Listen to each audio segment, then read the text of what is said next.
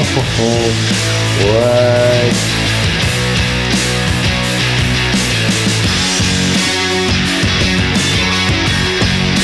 Oh, wow.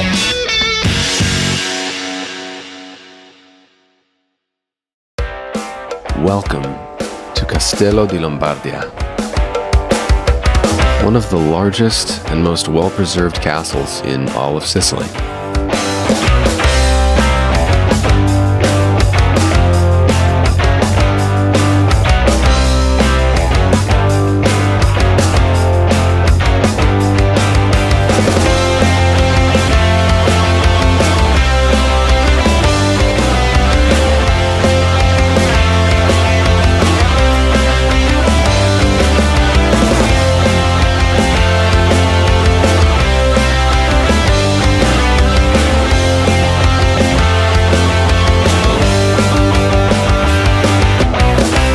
Found minimal history written about this specific castle online, but I'll share what I found.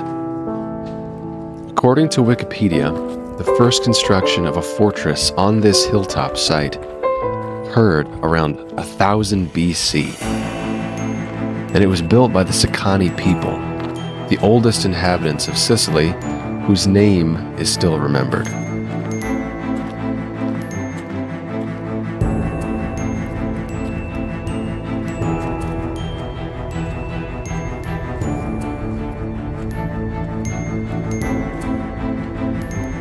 The first construction was an essential strategic position for anyone who possessed it, as it overlooked miles and miles of landscape and was almost inaccessible.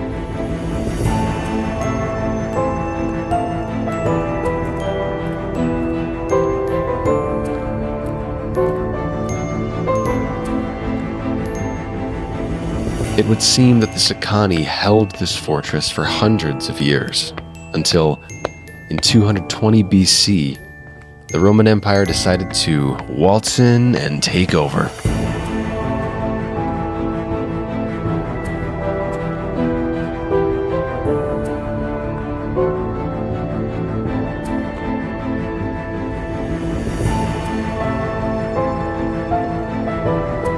Though I imagine there wasn't much dancing, as the only way the Romans were able to invade the castle in Enna was underground, through the sewers. Do not waltz. Do not splash me. Only 250 years later, the Western Roman Empire collapsed, and other powers overtook Sicily.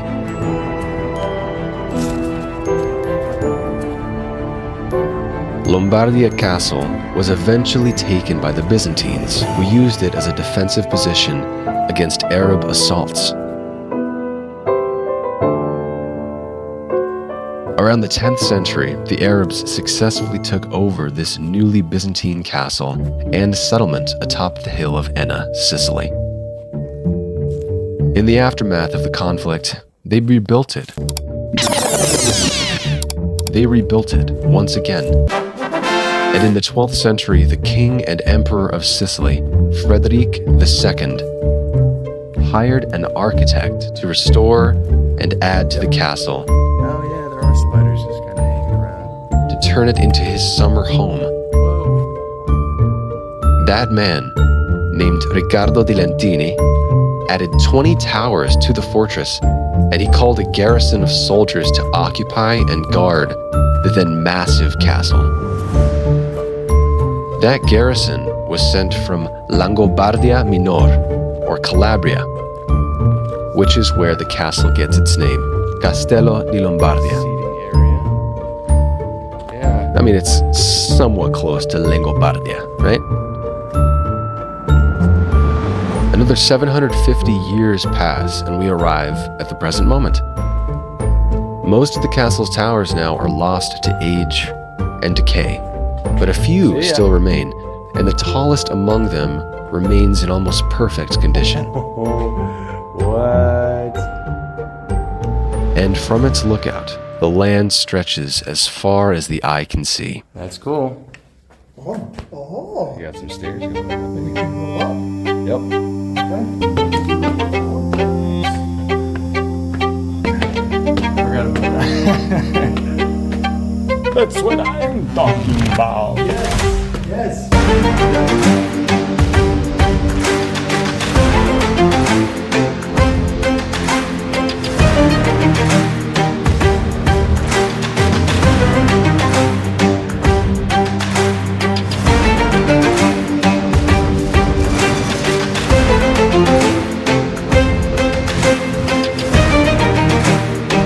Yeah.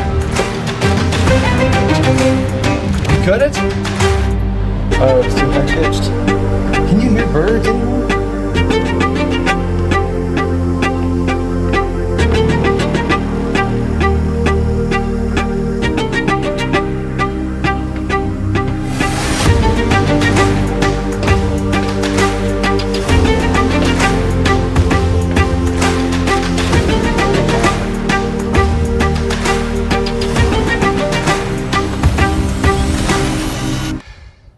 I know. Hey, that's kind of cool.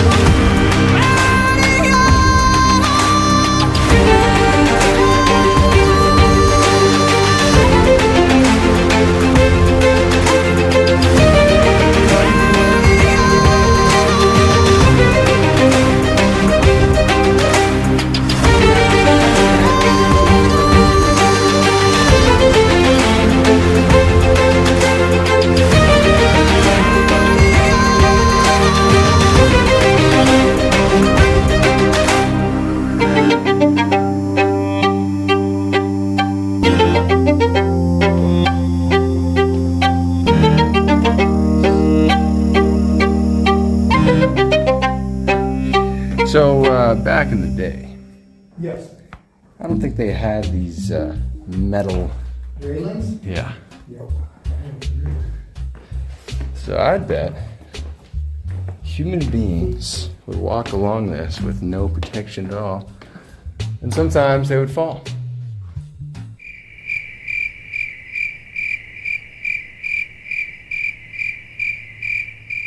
You know? I was just looking at the way these were secured. Oh, these. Yeah. Yeah, Looks these. like they drill into the block Yeah. and, yeah.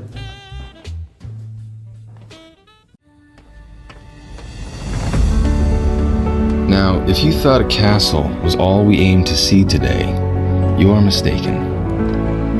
I wouldn't even have guessed that it was a squash. I mean, look, squash. Next up, and right next door, is Il Rocca di Cerele Geopark. In English, the Rock of Ceres. Now, Ceres is the name of the Roman goddess of agriculture.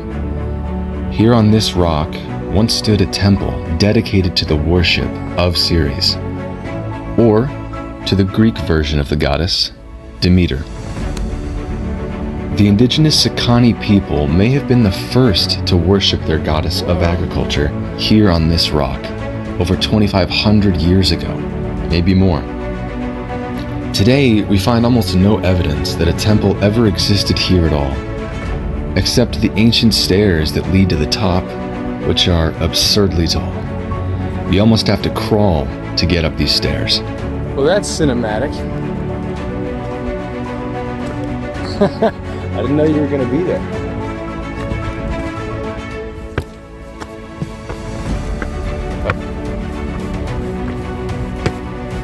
Oh my God. Boy, they were short, man.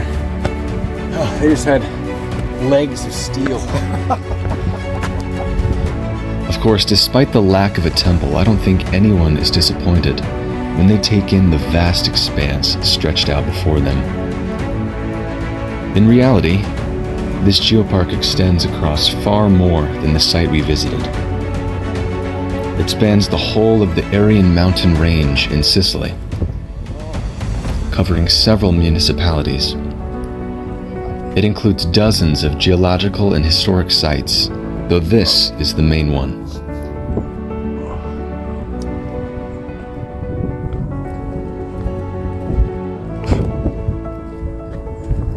The air is full of tiny flying spiders. Oh my god. They're everywhere. Yeah. It's ridiculous.